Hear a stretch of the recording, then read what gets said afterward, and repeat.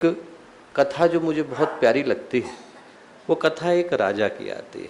राजा थे, वृद्ध हुए तो उनको लगा कि मेरे इस राज्य को चलाने के लिए कुशल उत्तराधिकारी की आवश्यकता है। जीवन भर उन्हें अपने प्राण से, अपनी भावनाओं से उस राज्य को पोषित किया था। उनको लगता था कि इसको संभालने के लिए एक अच्छे व्यक्ति की आवश्यकता है। मन में उनने एक विचार किया और घोषणा कराई। घोषणा ये करी कि कल की सुबह के समय में जैसे ही सूर्योदय होगा, सूर्य की रश्मियाँ आएंगी, हमारा राज दरबार खुलेगा, उसका राज सिंहासन भी खुलेगा, और जो पहला व्यक्ति आकर के राज सिंहासन पर बैठेगा, ये राज सिंहासन उसका हो जाएगा। मंत्रियों को चिंता हुई, उनको लगा बड़ी विचित्र सी शर्त है। कोई भी अबोध, कोई भी पागल, कोई भी सिरफिरा, कोई भी अपराधी आकर के बैठ सकता है, और यदि सुबह के सूरज के साथ ही आना है तो एकदम भीड़ लग जाएगी, यहाँ पर तो हो सकता है कि भगदड़ मच जाए। पर राजा के मन में कुछ और विचार था। उनने रात ही रात में व्यवस्था बनाई।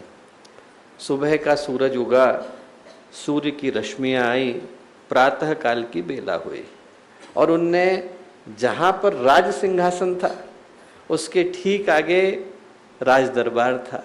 राज दरबार के आगे परकोटा था, उसके बाद महल जाता था, महल के बाद पूरा अंतःपुर जाता था।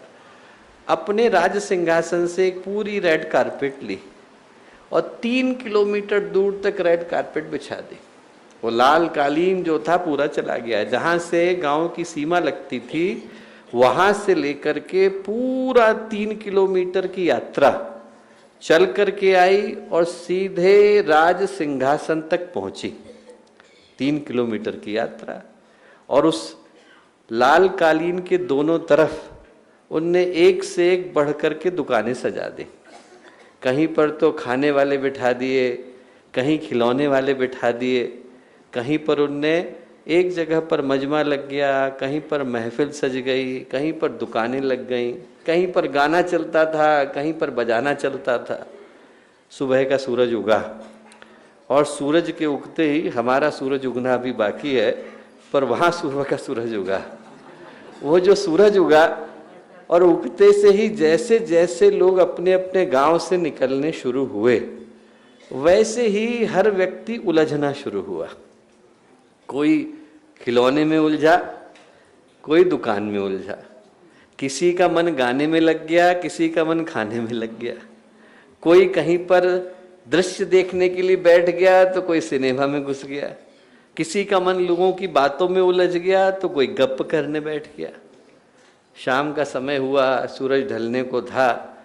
एक व्यक्ति आया और बिना इधर देखे और उधर देखे, अपनी पूरी एकाग्रता के साथ, बिना किसी को देखे, बिना किसी तरफ को झुके, वो निरंतर राज सिंहासन की ओर को बढ़ता चला गया। जैसे दीपक जलता है तो सूरज उगता है, वैसे ही छोटी रोशनी के साथ ये प्रकाश आया। तो व्यक्ति आया तो उसने न इधर देखा न उधर देखा, और उसने तुरंत सीधी यात्रा राज सिंहासन की ओर को करी। वहाँ पहुँचा, मंत्री भी जा चुके थे, साथ के लोग भी जा चुके थे। उनने वहाँ पहुँच करके देखा कि राजा खड़े थे। राजा बोले, तेरी ही प्रतीक्षा कर रहा था, ये सिंहासन तेरा। वो जो उस व्यक्ति की कहानी है दोस्तों, हमारी भी कहानी है। गुरुदेव ने हमारे घर से लेकर के अपने कक्ष तक लाल कालीन बिछा दिया है, और दोनों तरफ दुकानें जम गई। कोई यहाँ उलझ गया है, कोई वहाँ उलझ गया है, और भूल ही गया है कि यात्रा प्रखर प्रज्ञा की थी, गुरुदेव के कक्ष की थी, उनके हृदय तक पहुँचने की थी।